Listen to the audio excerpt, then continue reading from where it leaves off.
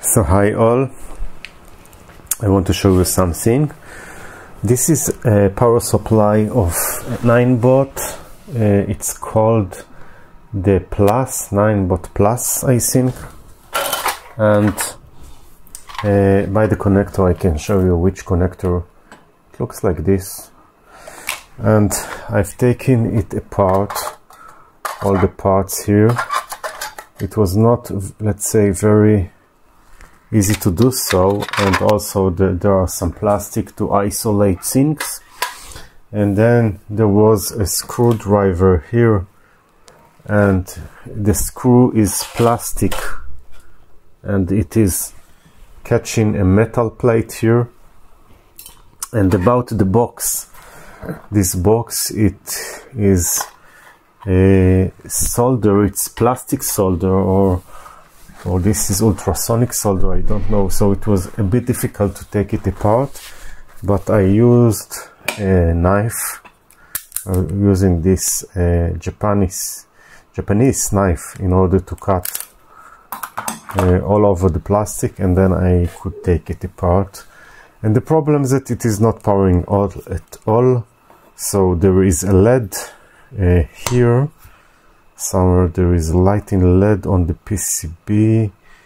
I see here you have a LED here, and the LED is not lighting at all. It should light green, and then when you're connecting it to the battery, it should change to red color while it is charging. But now it is not doing anything. This means that there is no power in at all. So let's investigate the problem. Since there is no power at all, so of course it should be something that is related to the main. The main interest is from here, of course, the AC, and then we have a rectifier bridge, some coils, and what I could see here, I can show you in the camera. Here there is a fuse. It's written F1. This is the input fuse. So let's check it, of course, to see what's condition. And it is burnt out. And of course, this is a switching power supply. So it is using Mosfet and the chip, and it's pretty complicated how it is doing all the work. But usually when you get to such a problem, the next thing after the fuse is to check the rectifier for diode.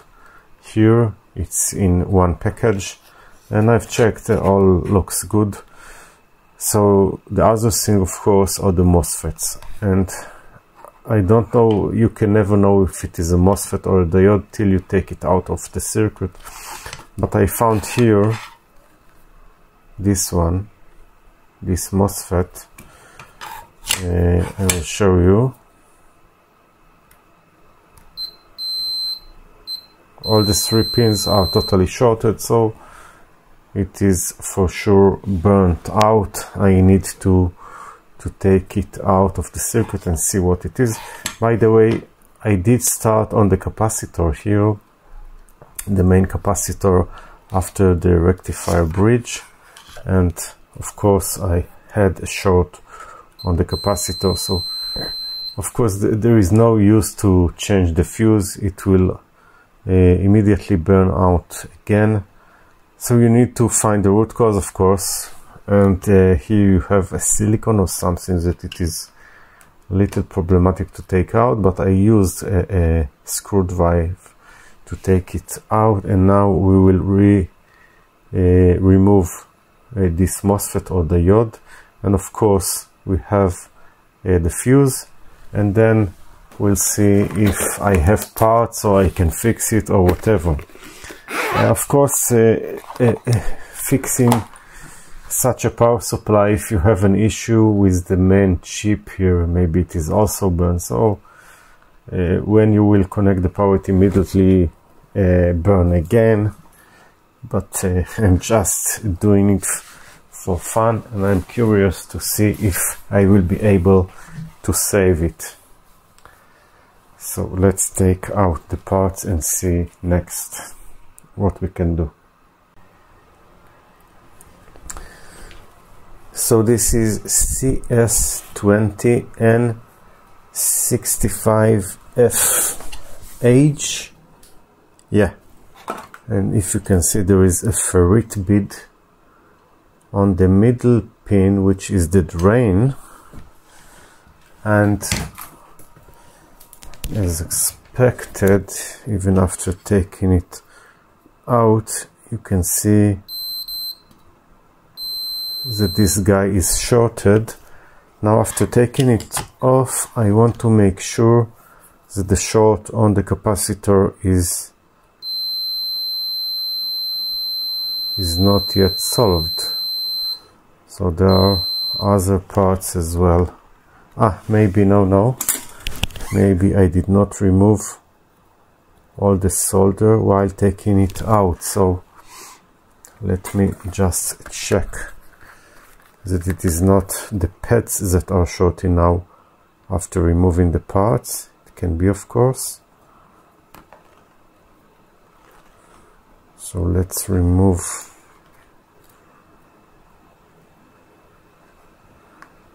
the soldering and see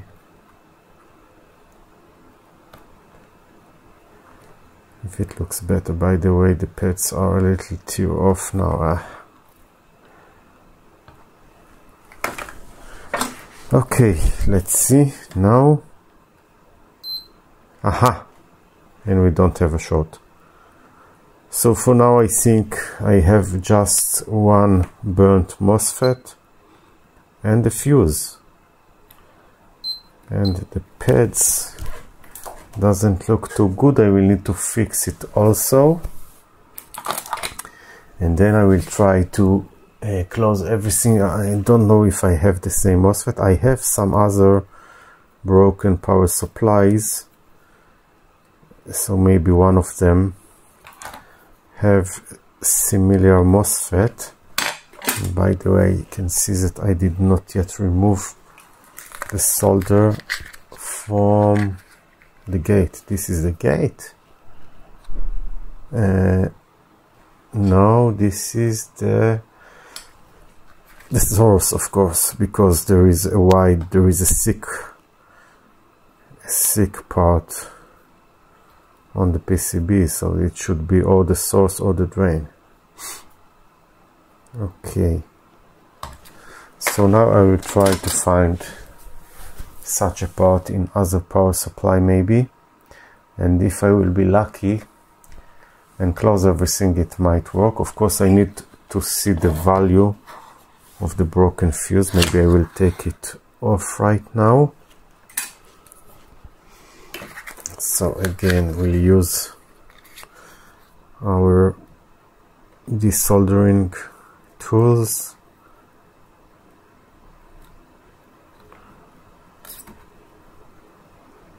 Let's see what is the current of the fuse. I guess probably it is O2, maybe 2 amp or something like this, maybe 3. There is inrush current, so probably it fell now. So this is a fuse, and the value of this one, it's very difficult to see. This one is 3.15 amp. So we have one fuse and one Mosfet, and let's see if it will fix the problem. I will try to search for parts now. Okay, so I could not find the part, so I will have to order it on AliExpress or eBay or something. But I did find the correct fuse. I've already ordered this once and I could find. I will now insert this fuse into the PCB. This is half of the fix. The other half, when I will get this Mosfet Probably it will take a month or so, and we will have a part 2 for this episode. But let's now try to insert this guy. Okay, so this guy is inside now. Let's solder it, and we can say that we half fix it. Of course it can explode anyway. After I will get a part here, but it's worth trying, of course.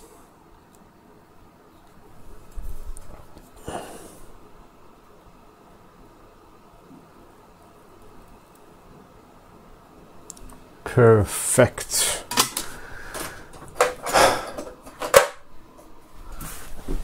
Anytime you search for a part, you have all the other part at home except what you really need. And now let's test that the fuse is okay. Yes, it is. And next thing is to wait for the Mosfet. So I will save the part in a bag or something, and we'll do a part 2 after it will arrive. So thank you for now, and bye.